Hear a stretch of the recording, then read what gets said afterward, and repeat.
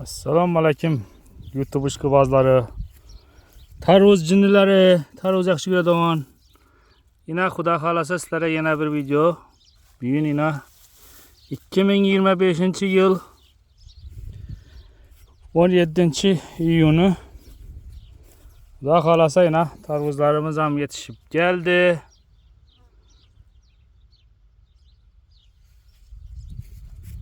Bu ya nellelerim.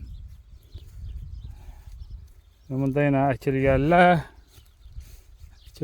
hem falan yaxşı. Ana.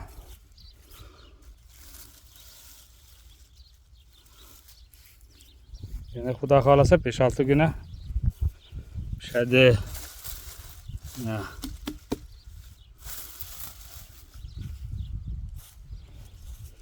Yine ekilgenler.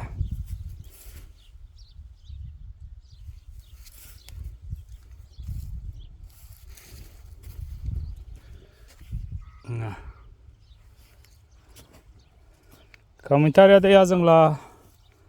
Ne olsa kemiz. Beni birinci yıl ekişim. Cellali optum yok. Ekip evvelden şugullanı bir yerler olsa komentariyada yazıp berinler. Ne ola beriş gerek buna. Neçik daha preparatla vuruş gerek. Şura hakkında. Ese sağ salamet bulasla. İndiki videolarımıza hoş, sağlık eserlikte yolukşa verali.